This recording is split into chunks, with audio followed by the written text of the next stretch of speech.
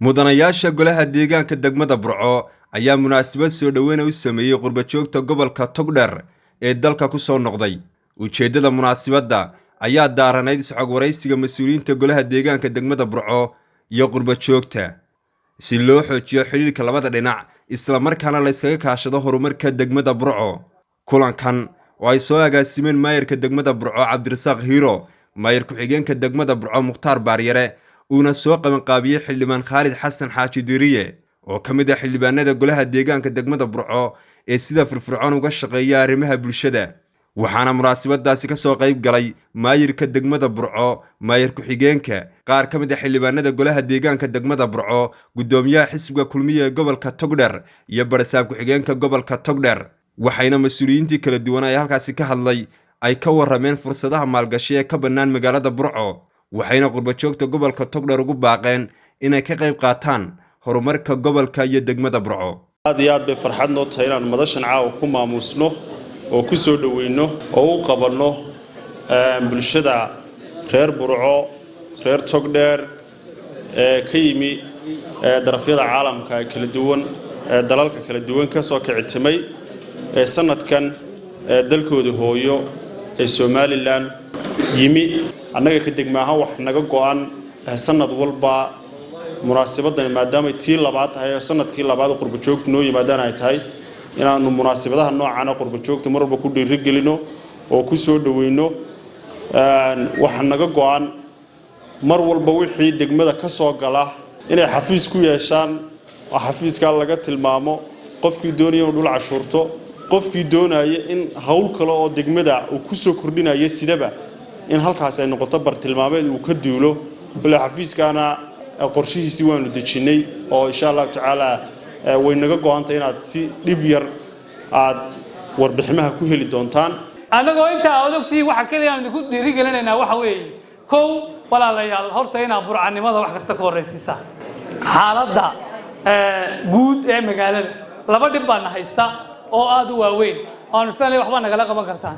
annagu wixii aan waddo degmada intaan joogno waa ka qabanayna, laakiin wadada ayna hormartay halka martay Burco ee halka kantaroolka ka gasha ee halka ka soo bilaabata Siirooga wadadaas sameynteedu ma awoodno 1,500,000 weeyaan. wixii karaanka iyaga waa bilaabaynaa, annagu waa u bareereynaa. waxaan doonayaa laba haad noqoto, dhexda dhir ku yeelato, hareeraha dhir ku yeelato, wada qurux badan oo marka Dubai la soo galayo kale la isku daawado inay ahaato. inaad arrinka marka aanu shaacino qaadhaankeeda inaan nagala qayb qaadataan. maktabaddan Burco u dhisaynaa 400 iyo waxa lagu qiimeeyay $58,000. 458 waxa la hayaa 220 baa la hayaa, waxa dhima 238,000. dawladda hoose waxay ballan qaadeen inay 50 ku darayso. waxa ka dhiman maxay 100 iyo maxay 80 iyo 8,000. 188 ka waxaan la kaashanaynaa ummadda reer Togdheer. magaalada ku soo dhawaado hala soo dago hala dhiirigeliyo. marka waxaan u baahanahay fikradaha iyo ideyooyinka ama ganacsiga ama si kale oo maalgashi ahaatee inaynu soo waaridno oo aynu dabca keeno oo aynu ka hirgelino reer Somaliland oo dhan ay u noqono role model. waxaan halkan idinka sheegayaa waxaanu idinla diyaarnahay in haddaan maalgashanaysaan dhul aanu idinla doonno oo idin hawl yarayno, idin facilitate garayno. waxaan idin leenahay ku soo dhawaada gobolka Togdheer, ku soo dhawaada degmadiisa Burco, gacmo furan baan idinku soo dhaweynaynaa.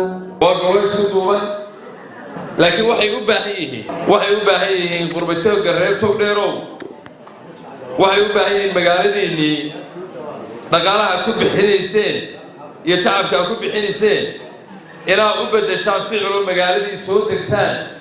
reer Burco ficil bay lahaan jireen, bariyahan dambe ficilkii reer Burco qurbajoogta waanu ka yar saluugaynay kamaan aan arkaynin. ficilkii reer Burco ayaanu idinka baahanahay, magaaladiinina u hiilisaan, goli deegaankayna u hiilisaan, gobolkii Togdheerina u hiilisaan. runtii gobolkani waa gobol qaniya, degmadani waa degmo barakaysan. waxaan mahad celinayaa dawladda hoose degmada Burco oo qaban qaabisay xafladan qiimaha ee qaayaha leh oo ay tahay markii labaad ee xafladan dhigaan.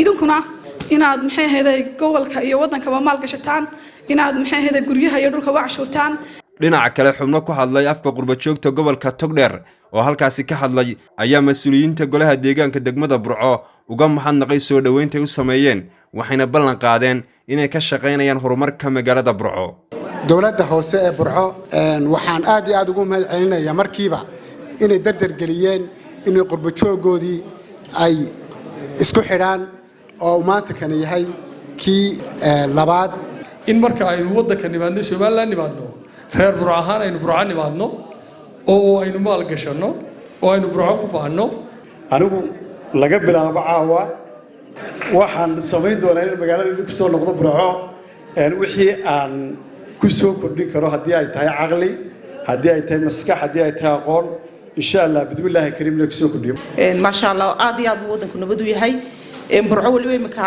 si fiican bay dadku ugu soo noqdeen barigii hore dadku waxay soo airport la'aantan celin jirto halkaas aan ku joogi jirnay Hargeysa in badan la joogi jiray laakiin hadda maadaama wax facility badan jaamaci ay ka sameeyeen dadkii way soo noqorayaan waxa aan dawladda hoose halkan ay inoo sheegeen in xafiis inoo furayaan horta xafiiskaas waa soo dhaweynayaa Cabdirashiid Timir maqal muuqa caalamiga ee Home Cable TV Burco